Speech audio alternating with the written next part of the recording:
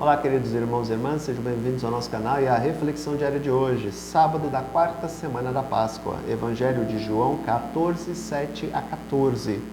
Naquele tempo disse Jesus a seus discípulos: Se vós me conhecesseis, conhecereis também o meu Pai, e desde agora o conheceis e o vistes. Disse Filipe: Senhor, mostra-nos o Pai e isso nos basta. Jesus respondeu: Há tanto tempo estou convosco que não me conheces, Filipe? Quem me viu, viu o Pai. Como é que tu dizes, mostra-nos o Pai? Não acreditas que eu estou no Pai e o Pai está em mim? As palavras que eu vos digo não as digo por mim mesmo, mas é o Pai que, permanecendo em mim, realiza as suas obras. Acreditai-me, eu estou no Pai e o Pai está em mim. Acreditai ao menos por causa dessas mesmas obras. Em verdade vos digo, quem acredita em mim, fará as obras que eu faço, e fará ainda maiores do que estas, pois eu vou para o Pai, e o que pedirdes em meu nome, eu o realizarei, a fim de que o Pai seja glorificado no Filho. Se pedirdes algo em meu nome, eu o realizarei. Aqui Cristo, nesse discurso de despedida, esse testamento espiritual que ele concede aos seus discípulos, ele já deixa bem claro o seguinte: ele um dia vai embora e eles vão continuar a sua missão.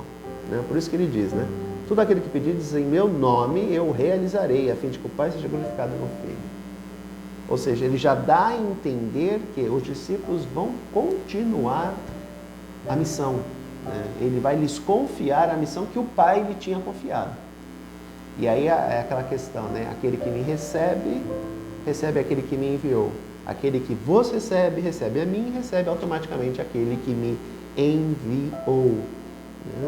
Porque Jesus revela a verdadeira face de Deus. Um Deus que ama, um Deus que acolhe, um Deus que perdoa. Se nós olharmos o Evangelho, é justamente esse o conteúdo implícito do mesmo. Há um Deus que ama a humanidade, a ama de tal modo que envia o seu Filho para libertá-la do mal, para libertá-la do pecado. Pecado que nós mesmos contraímos a partir do momento que viramos as nossas costas para Deus e quisermos assumir as rédeas da nossa vida, como deuses. E é o que aconteceu, toda essa caca que a gente tem visto aí na história da humanidade. Hoje a nossa sociedade se afastou muito de Deus, por quê? Muito em parte pelo contra-testemunho dos cristãos. Isso é fato, acho que a gente tem que ter uma autocrítica, Seja a própria igreja, seja através dos cristãos. Então, a igreja como modo geral. A igreja, vamos colocar aí, igreja hierárquica e a igreja corpo de Cristo, Então, portanto, pelo contra-testemunho de bispos, de padres, de alguns papas ao longo da história da igreja e, ao mesmo tempo, dos próprios cristãos que utilizam o nome de Cristo para também cometer atrocidades, fazer besteiras. E aí, o que acontece? O cristianismo acaba sendo colocado em descrédito. Eu lembro sempre da frase de Mahatma Gandhi, quando ele voltou para a Índia, vindo depois de completar os seus estudos na Inglaterra, Lembremos que a Índia era uma colônia inglesa. Então, muitos dos filhos dos aristocratas indianos iam estudar na Inglaterra. E perguntaram para ele o que de melhor e de pior ele tinha visto no Ocidente. E ele falou que o que ele tinha visto de melhor no Ocidente era o cristianismo. Tanto que ele faz uma revolução pacífica baseada nos princípios do cristianismo, por mais que ele fosse hindu.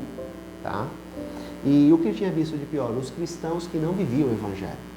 Foi um tapa na cara dos cristãos ocidentais. E eu acredito realmente nisso. Acho que nós temos que fazer uma autocrítica. Muito hoje da Europa ateia se deve à questão de que muitos cristãos não deram testemunho autêntico do Evangelho. Eram cristãos somente por tradição ou cristãos somente de boca para fora. Então, é compreender que a nossa missão como cristãos é realmente viver o Evangelho. É buscar. Temos defeitos, temos limitações, temos pecados, sem dúvida nenhuma. Eu tenho os meus, vocês têm os de vocês.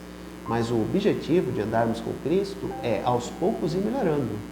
É extirpando isso da nossa vida, É modificando, é tendo uma nova postura. Eu não posso manter a minha postura entrando em contato com o Evangelho. O Evangelho tem que mudar, tem que causar algo de diferente na minha vida. para provocar uma mudança em mim.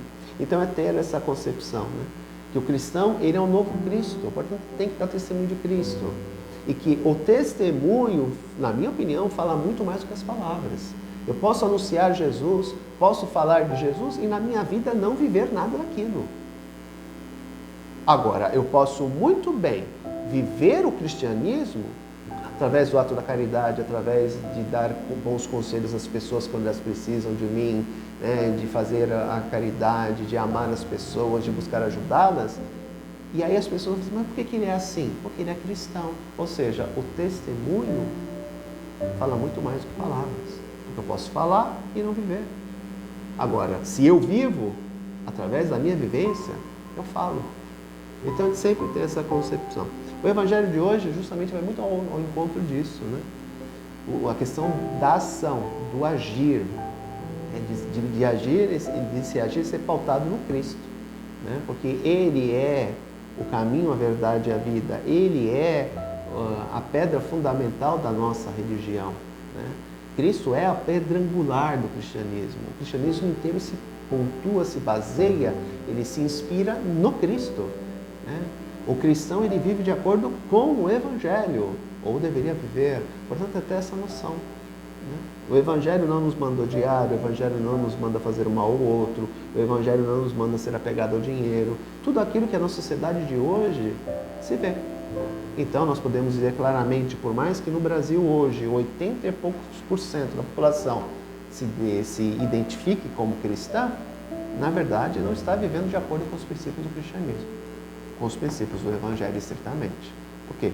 Porque se deixou iludir, se corromper pelo pecado, pela busca do dinheiro, pela ganância de ter dinheiro, achando que dinheiro é sinônimo de bênção divina.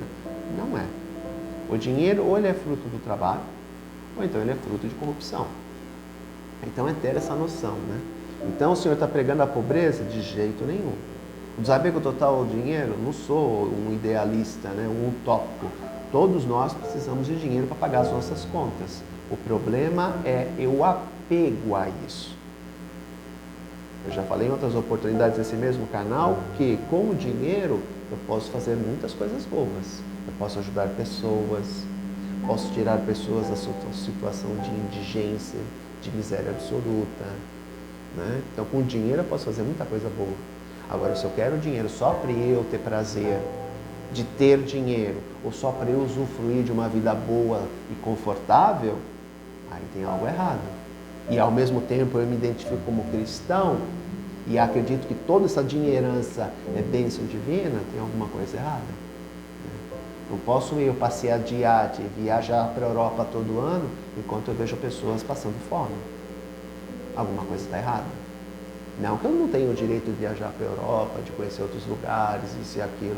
Agora, e quantas outras pessoas que estão passando fome?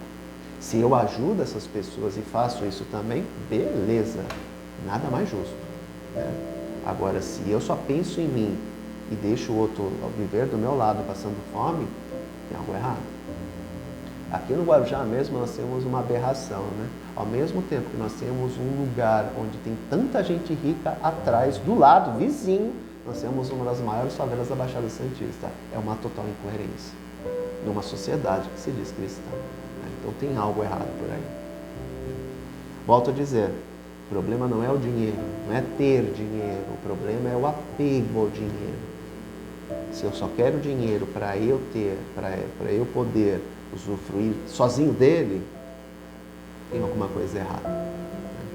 Então o cristão deve sempre se pautar no Evangelho, porque é o Evangelho que nos salva.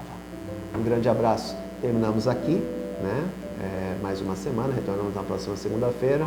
Eu desejo um excelente final de semana para todos, que Deus os abençoe. Tchau.